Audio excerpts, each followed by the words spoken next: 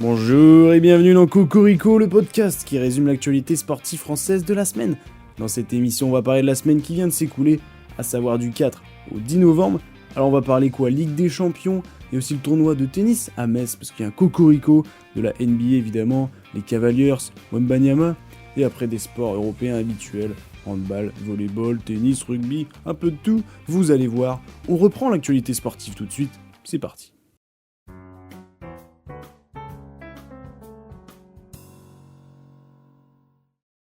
On commence par la Ligue des champions en football. Cette semaine, Lille recevait la Juventus et bon résultat puisqu'ils repartent sur un match nul un partout. Monaco est allé gagner dans les dernières minutes à Bologne 1-0. On va devenir fou avec Brest, troisième victoire, 2-1 à Sparta Prague. Et Paris qui ne concrétise pas ses actions et se fait surprendre à la dernière seconde parce que juste après, coup de sifflet final. Défaite à domicile contre l'Atlético 2-1. Alors au classement, Monaco est troisième, Brest quatrième. Avec 3 victoires, invaincu, Lille est 14e et Paris 25e. Alors si on en reste là, ils ne seraient même pas qualifiés. En Europa League, il y a Nice qui a joué, ils terminent leur match sur un 2-2 contre le FC Twente. Et Lyon qui marque dans les dernières minutes, on y a cru, ils pensent gagner. Et en fait, ils se prennent un but une minute après. Score final 2-2 également. Au classement, Lyon est 9e et Nice 31e. En Ligue 1, le derby entre Lyon et Saint-Etienne a eu lieu, victoire grâce à Lacazette, 1-0 Lyon. Nice égalise dans les derniers instants contre Lille 2 partout. Paris a déroulé contre Angers 4-2. Scénario de dingue entre Lens et Nantes. Victoire de Lens 3-2. Monaco a gagné 3-1 à Strasbourg. Et énorme contre-performance. Marseille qui va perdre 3-1 à domicile contre Auxerre. Alors on rappelle qu'ils n'ont que la Ligue 1 à jouer en fait, parce qu'ils sont même pas en Europe. Alors au classement, dans l'ordre, Paris est premier avec 29 points. Monaco 23 points. Marseille 20. Lille 19 points. Et Lyon 18 points. En Europe, on continue. Petite victoire du Bayern 1-0 contre Sampoli. Alors je sais pas, ça sonne un peu italien, mais ça joue en Allemagne. Je sais pas. Et il reste quand même premier à 5 points devant Leipzig qui a fait 0-0 contre Mönchengladbach. Fait très rare en première ligue, City a perdu pour la deuxième fois de suite 2-1 à Brighton. Liverpool maîtrise 2-0 contre Aston Villa. Chelsea, Arsenal 3 et 4e se laissent sur un match nul un partout. On part en Espagne, grosse performance du Real Sociedad 1-0 contre le Barcelone. Sociedad, en vrai, ils méritent tout le match, ils ont été très très bons. Le Real déroule 4-0 contre Osasuna avec un triplé de Vinicius et le premier but de l'année pour Bellingham. L'Atlético remporte 1-0 sa rencontre à Mallorca. Alors le Real est quand même encore à 6 points du Barça et l'Atlético à 7 points. On part en Italie, Naples et l'Inter se laissent sur un match nul un partout. Atalanta a gagné 2-1 contre Udinese. Et la Fiorentina, victoire 3-1 contre Vérone. Alors Naples est premier avec 26 points, suivent derrière à 1 point Atalanta, Fiorentina, l'Inter et la Lazio restent tout juste derrière. Alors à noter que cette semaine, l'équipe de France va jouer. Il n'y aura pas Kylian Mbappé qui n'a pas été sélectionné par Didier Deschamps, vous avez dû le voir. Alors les matchs seront France-Israël jeudi soir et Italie-France dimanche soir. Les deux matchs se joueront à 20h45. On commence par le Cocorico, et oui, l'ATP 250 de Metz. Benjamin Bonzi a remporté le tournoi, il a gagné en finale 7-6, 6-4 contre Norris. Alors je vous donnerai une petite stat contre Norris. Je vous donnerai une petite stat à la fin, vous allez voir. Les WTA Finals sont terminés, donc le tournoi réunissant les 8 meilleures joueuses de l'année. Nous avons eu en demi-finale Goff qui a battu 2-0 Sabalenka et Zheng, ma préférée, gagnante contre Krejcikova. En finale, c'est Goff qui l'emporte dans un match très serré contre Zheng. Victoire de Goff 2-1. Coco Gauff devient la plus jeune joueuse de l'histoire à remporter ce tournoi et elle remporte aussi le plus gros gain, le plus gros cash prize de ce tournoi de l'histoire. Et je vous laisse avec la réaction quand elle apprend qu'elle gagne 4,8 millions de dollars. What does it mean for you to pocket the biggest prize check in the history of the tour? Oh, that it really It oh, is. It's cool. $4.8 million. You don't know what you. Well, I didn't know. Like, I knew it was some money. Like, but I didn't know. I didn't know that much. Okay. Et l'ATP Finals, donc même compétition mais chez les hommes, a commencé à Turin. Déjà de belles surprises, notamment Ruud qui a battu Alcaraz, mais bon, il était malade Alcaraz. Mais ouais. Fritz qui a battu Medvedev. Alors le favori c'est Sinner, mais quoique, parce que Zverev est quand même très en forme en cette fin de saison, il a déjà remporté 2 fois ce tournoi. Alors continuez de suivre la compétition qui va se terminer dimanche.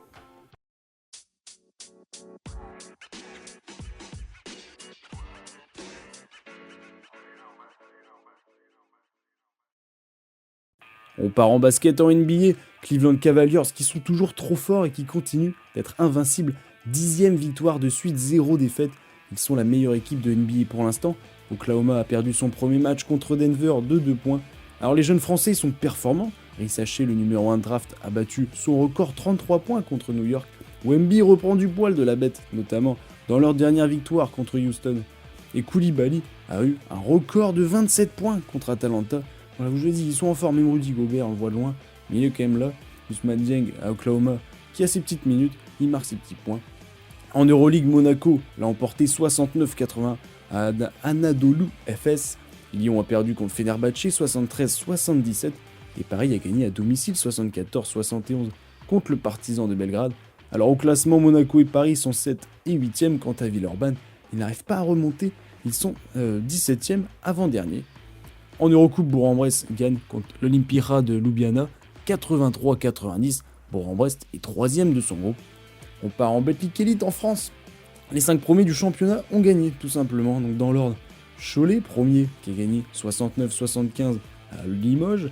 Paris 65-97 à Saint-Quentin. Lyon 109-103 à Nanterre. Monaco 76-74 contre Dijon. Et Bourg-en-Bresse 78-86 à La Rochelle. Donc comme vous en doutez, il n'y a pas beaucoup de changements au classement, puisque comme je vous l'ai dit, les 5 premiers ont remporté leur match. Petite interlude pour vous dire qu'en Formule 1, le prochain Grand Prix, c'est dans une semaine à Las Vegas, et en MotoGP, alors normalement, le prochain Grand Prix, c'est à Valence. On verra si les conditions le permettent, comme je vous l'ai dit la semaine dernière. Je dirais qu'on ne sait pas encore comment ça en est par rapport aux inondations. En rugby, il n'y a pas de top 14 puisque c'est la trêve et c'est le tournoi d'automne, en rugby à 15. Et il y a eu la France contre le Japon samedi soir. La France a écrasé son adversaire 52-12 avec un 31-0 en première mi-temps. Prochain match, les prochaines rencontres, donc c'est contre la Nouvelle-Zélande ce week-end, donc le 16 novembre au Stade de France encore une fois. Et il y aura également France-Argentine le 22 novembre, également au Stade de France. Après le WTT Champions de Montpellier il y a 2 semaines, cette semaine, même la semaine dernière, a commencé le WTT Champions de Francfort en ping-pong. Et Félix avait passé le premier tour, je vous rappelle qu'Alexis avait perdu au premier tour, Gauzy avait également perdu puisqu'il avait joué contre Félix, et en féminin, Pavad et Yang avaient perdu au deuxième tour. Alors il ne restait plus que Félix pour les Français. Alors, après avoir passé les 2 premiers tours, il était notre dernier représentant. Il s'est incliné malheureusement face à l'excellent suédois Morgard, et c'est Shindong Lin qui a remporté son 2e tournoi de suite.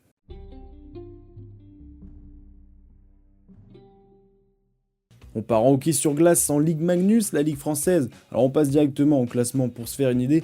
Avec la défaite de Angers, Grenoble leader avec 40 points, prend 5 points d'avance maintenant. Bordeaux 3e est à 33 points, Amiens 32 points et Marseille complète le top 5 avec 30 points. On part en handball, pas de Ligue des Champions cette semaine, mais la Star League, la Ligue française.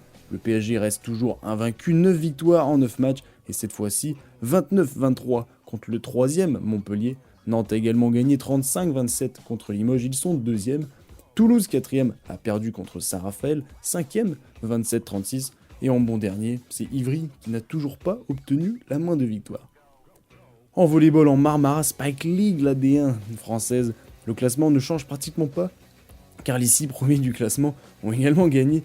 Toulouse reste premier devant Montpellier à 2 points, Nice est à 3 points, Poitiers à 4 points, Cannes à 5 points et Chaumont à 6 points de Tourcoing.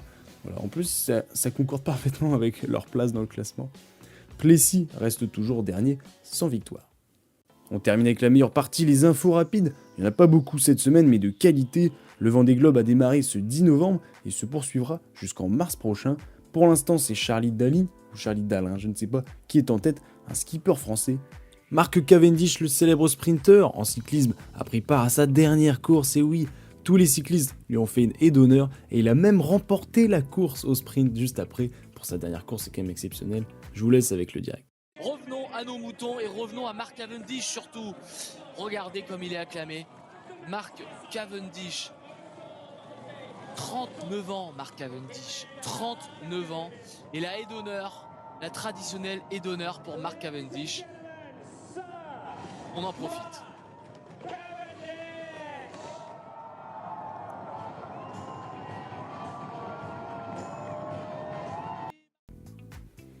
Dans la nuit de mardi à mercredi pour les fans de basket, Il va y avoir en NBA les Warriors contre les Mavericks, donc Golden State contre Dallas. Klay Thompson va retrouver son Splash Brother, Stephen Curry. Eh ben ouais.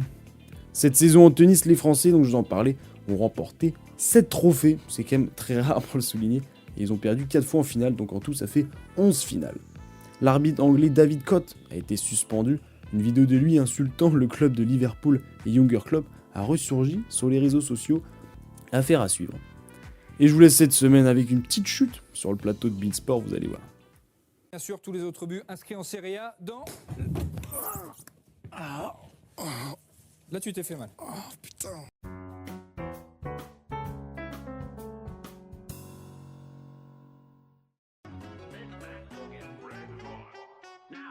Cocorico épisode 50 est maintenant terminé. Ça fait bizarre de dire 50 épisodes, c'est énorme.